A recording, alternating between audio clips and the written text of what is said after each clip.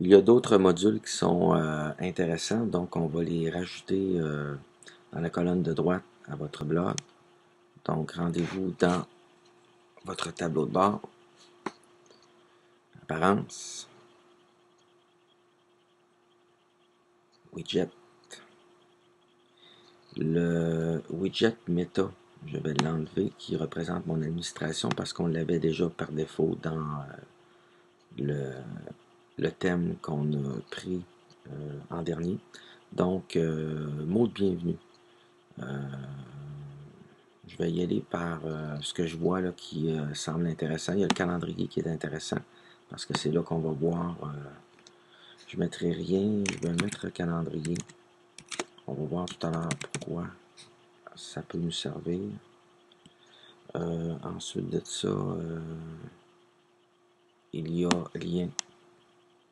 Donc c'est sûr qu'on veut proposer des liens utiles aux élèves. Afficher l'image du lien, non. Le nom du lien, oui. La description, non. La note du lien, parfait. Je vais afficher tous les liens, oui. Ensuite,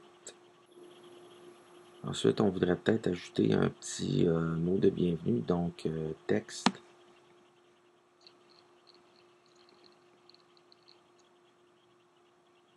Je vais aller le placer directement en haut. Et je vais appeler ça mot de bienvenue. Oups. Bla, bla, bla. Ajoute automatiquement les paragraphes. Donc, si vous en avez, une petite fonction bien intéressante.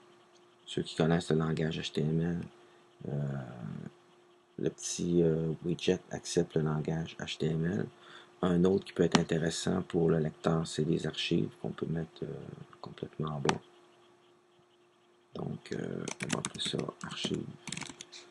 Afficher le nombre d'articles, oui. Enregistrer.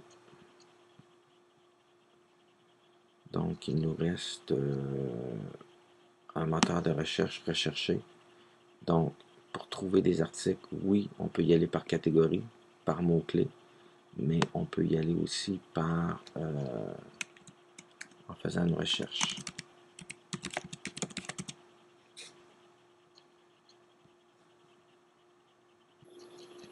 Il y avait aussi le widget page qu'on a déjà mis. Donc, voici. On va aller sur notre blog pour voir qu'est-ce que ça donne. Donc, mot de bienvenue, blablabla. Les pages sont ici. Voici notre moteur de recherche, notre catégorie qu'on avait déjà mis, mots-clés.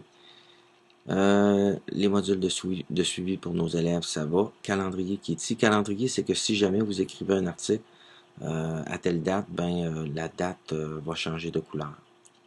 Ensuite, Blogolis, c'est des liens utiles qu'on peut mettre dans un module, archive et l'administration qui est rendue ici. Donc, on n'a pas connexion. Donc, ça cause un petit problème. Il va peut-être falloir rajouter le module administration.